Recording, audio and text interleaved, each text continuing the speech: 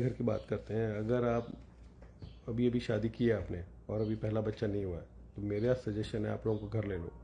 ये फालतू के झमेले हैं कि मैं H1 पे हूँ, मैं ये हूँ, मैं वो हूँ। मेरे पे बहुत सारे क्लाइंट हैं जिन्होंने H1 पे भी लिया हुआ है घर। कई क्लाइंट ऐसे हैं जो उन्होंने कभी यूएसए देखा नहीं, उनके पास वीज़ा भी नहीं है, उन्होंने भी घर लिए हैं यूएसए। यूएसए अलाउ करता है आपको, समझ आ रहा। फॉरेन नेशनलिटी वाले भी यहाँ पे घर ले सकते हैं।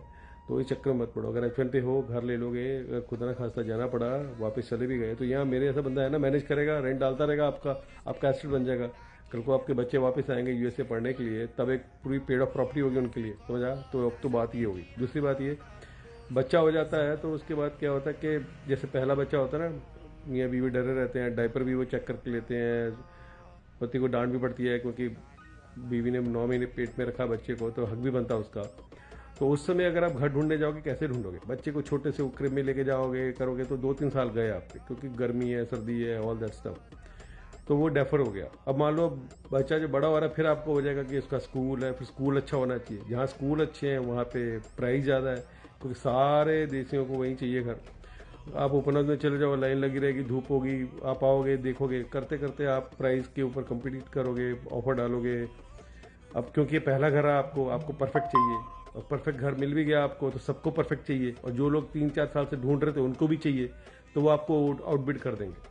तो मोटा मोटा आपका 3-4 साल और जुड़ गए, 5 साल 6 साल होते होते घर में जब भी कोई लड़ाई का टॉपिक होगा ना, इसी टॉपिक पर लड़ाई हो जानी है कि भैया ये आदमी ने मेरे को घर दिलाया नहीं। अब पेरेंट्स आ गए तब भी लड़ाई का टॉपिक यही होगा। तो मेरा सजेशन है, खासकर न्यूली वेड कपल्स को, अगर आपको लाइफ सेट करनी है, सबसे पहले तो बच्चा कर लो। एक सर्टिफिकेट आ जाता है लाइफ में, बॉन्ड रहता है थोड़ा बहुत, समझ लो। बच्चे ब्लेसिंग होते हैं, अपनी ब्लेसिंग लेके आते हैं। लेकिन बच्चे को इस धरती पे आने से पहले पहले घर ले लो। अगर आपको मोटिवेट कर सको तो परफेक्ट होम के घर चक्कर में पड़ोगे ना, तो वॉट लगी, लड़ाई हुई हुई, समझ रहे हो। और फिर मुझे कॉल करना, मैं उसका भी मंत्र दे दूंगा। लेकिन अगर आप लड़ाई से बचना चाहते हो, डिप्रेशन से बचना चाहते हो, धक्के खाने से बचना चाहते हो, तो सबसे पहला बढ़िया काम करो, 5% डाल के, ज़्यादा डालने की जरूरत नहीं है, देते रहना थोड़ा थोड़ा करके। उससे क्या होता है कि फालतू के खर्चे नहीं होते। घर वालों को भी पता रहता है, बच्चों को पता रहता है कि भाई हम लोगों का मिशन है, हमको घर लेना है, तो पैसे सेव होते हैं। लेकिन उनको ज़्यादा देर रखो मत, बैंकों में पड़े मत रहने दो, क्योंकि यहाँ आप सेव कर रहे हो, आपको बैंक दे रहा है 1%, आपको आपकी जॉब से मिलना है इंक्रीमेंट 2%, बोनस मिला कर करा, उसके ऊपर टैक्स मिलना है, सब कुछ करना है। तो जब तक आप बचाओगे तब तक घर की प्राइस 5 रुपये बढ़ जाएंगे, कैसे कम्पीट करोगे, समझ आ रहा। अगर आप वो सो कॉल टाइम देख रहे हो कि घर के प्राइस गिरेंगे तब हम जाएंगे करेंगे, तो सारे ही जाएंगे। जितने हाइबरनेट कर रहे हैं ना, सब अपने अपने घरों से निकलेंगे, आप अकेले नहीं सोच रहे। इसका कैसे पता लगेगा कितने लोग सोच रहे हैं? कोई भी प्रॉपर्टी जिलों पे निकाल लो, उस पर देखो कितने लोगों ने सेव किया। वो जो सेव कर रहे हैं ना, वो आपका कंपटीशन है, तो आप अकेले नहीं हो। अगर कोई घर ऐसा है जिसको सेव ही नहीं कर रहा, वो आपको भी नहीं चाहिए, तो फायदा क्या उसको करने का सेव, समझ आ रहा। तो अच्छे बढ़िया समझदार रियल्टर के साथ काम करो और उसको मिशन लेके चलो।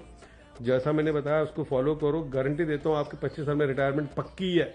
ना बदले तो मेरे डबल जी है मेरे नाम के अंदर, सारी दुनिया जी से चलती है। गॉड हो गया, गोल्ड हो गया, बाकी के बहुत सारे जी हैं, आपको पता ही है। सारे मेरे नाम में 2 जी हैं, 1 जी निकाल देना। अगर नाम बदल देना मेरा, अगर कल को मैंने जो बोला फॉर्मूला पक्का ना हो। ऑल द बेस्ट, टेक के, बाय।